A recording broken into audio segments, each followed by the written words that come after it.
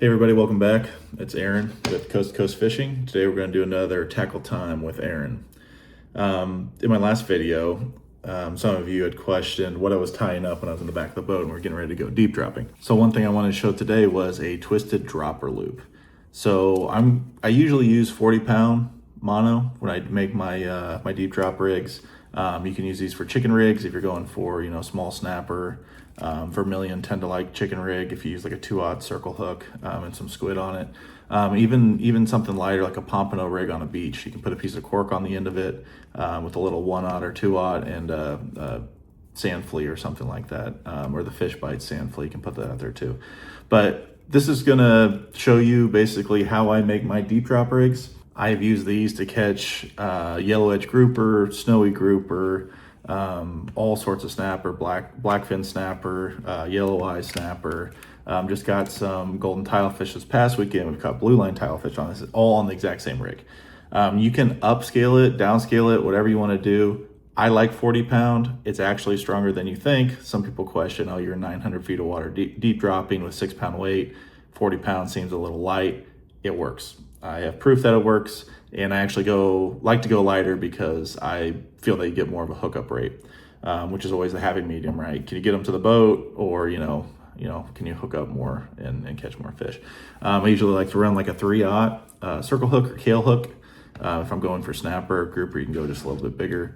If you use 40-pound, usually that 3/0 and bigger, the eyelets on the hooks are big enough to where you can slide the loop through when you hook them on, and I'll show you that in a minute. But yeah, we'll get into it. I like to tie it a certain way. A lot of people, what they'll do is they'll pull out your section of line, keep your spool on here, and then tie this end off to say your swivel, and that will be at the top of your long five hook chicken rig. A lot of people, what they'll do is you'll grab each side of the line like this, and then you'll twist against itself. But usually when you're on a boat, your hands are covered in squid, they're covered in water, they're slippery. This line is so small, it does not want to twist. Even my hands right now are dry and it doesn't want to twist. So the best thing I found is go ahead and tie on your barrel swivel to this end and get that, set it down there, and come down as far as you want on that line and just pinch it right there. And if you take that spool and just spin, I don't know, give it like 3 good long big spins like that, and then the distance between your 2 fingers, half of that is going to be the distance away that the hook is from the main line. And then if you bring that down, that will actually wrap that line on itself. So that's where you get the twisted part of the dropper loop. So as you can see, my shirt's kind of giving some background here. See how that's twisted like that? Another angle here.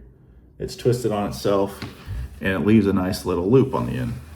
So what that'll do is when you have your main line, that twist will help offset that hook away from the main line, so that when you put your squid or piece of bonita or whatever chunk of meat that you're using to send down there, it will offset that away from that main line and keep it. And being that it's twisted and not just a single loop, it tends to just stand off nicer. I usually like to go, 8-10 inches away from the main line. Seems to be a good means of getting that bait away. And then all you're gonna do is, you'll see the crisscross here. That crosses over, put your 2 middle fingers through, and you're just gonna wrap those lines together 8 times. All right, and then you have the loop that you have between your thumb and forefinger. Take that loop that's twisted and shove it through there. And you're gonna have to use your mouth on this and just draw it tight. Like that. So now you can see, you have a nice knot there. Even if you cut this will hold, the main line will hold. But you see how that stands off, even when we're not in water, so the mono's not floating.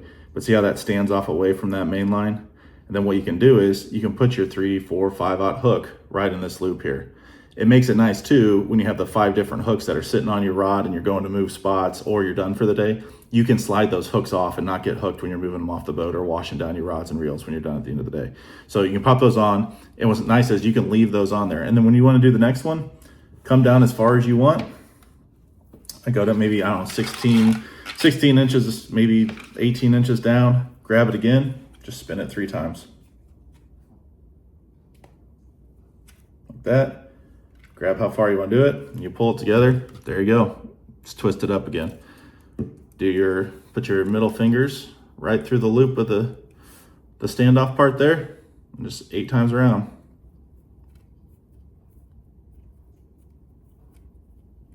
Shove the leader through, full. And there you go. Now, see, that one was shorter, but hey. Yeah, so there you go. See, it's twisted, stands off there, and then you can slide your hook on and off.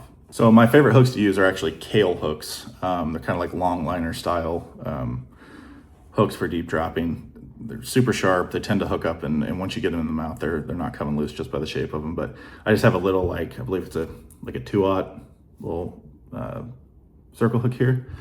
And all you do, just pinch that together, pinch it really tight, and then you just insert that through the eyelet.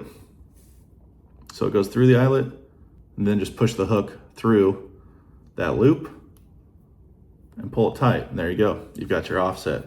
So then when your main line goes down in the water and you're hooked to the rod on top, you've got your twisted dropper loop coming out, you got your piece of bait, and it just offsets and sits there in the current. Or if you're drifting, you know, it'll kind of dangle back there. But I usually tie 5 of those. So, you know, every 18 inches, you put an 8 to 10 inch dropper loop down on your deep drop rig. Saves a lot of money too. A lot of times these deep drop stuff, it's getting more and more expensive. So the rigs you buy are 20, 25 bucks a piece, and then you go spend 25, 30 bucks on a piece of lead. So you're 50 bucks in your rigs plus hooks and, you know, your terminal tackle. So you don't want to lose too many of those, which we've lost many.